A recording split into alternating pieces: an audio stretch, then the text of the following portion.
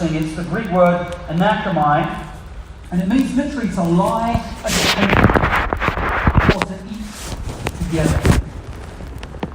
And that word that is used by Jesus here in this parable is used of Jesus a couple of days later at another meal. And at that meal is where we really grasp the fourth truth about this invitation, and that's that the invitation carries a cost. The invitation carries a cost.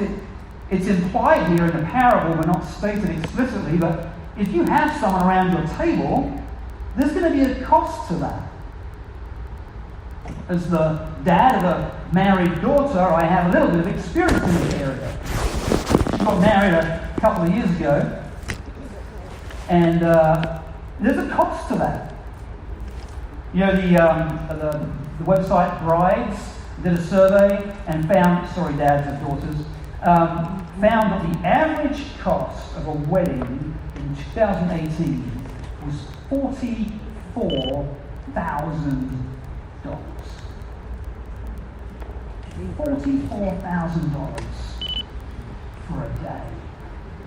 Oh my. Now, I didn't spend half of that on my daughter's wedding. I love her, but not that much. But I still felt that.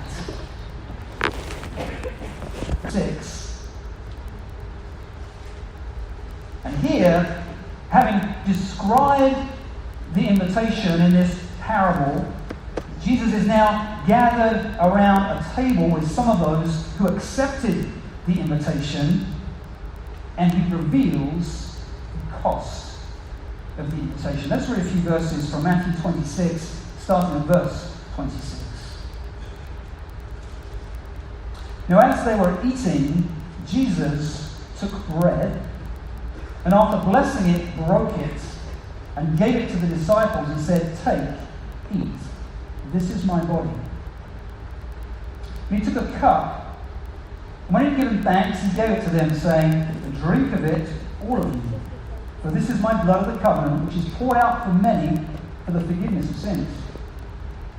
I tell you, I will not drink again of this fruit of the vine until the day when I drink it new with you in my Father's kingdom." Now, of the disciples gathered around the table with Jesus at the time would not have grasped the significance of what Jesus had just communicated. We sit here with the benefit of hindsight, and looking back, we know all that meant as Jesus instituted what we now refer to as communion. And what he communicated in that moment around the table is that the cost of the invitation was his own life. That's what it would cost for us to come to the table. And as he continues through these verses, not only does he reveal the cost of the invitation, but he also sheds more light on the invitation itself. It says in verse 28, "This is my blood of the covenant." Many manuscripts and other accounts refer to this as a new covenant.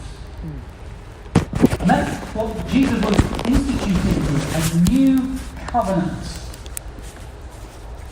You see, if you think back to the dispute that Jesus had with the religious leaders, it was actually true that the old covenant was exclusive and confined to a small group of people. And the old covenant was based on how well you kept a bunch of rules. But what Jesus was doing and saying here is that old covenant is replaced now with a new covenant.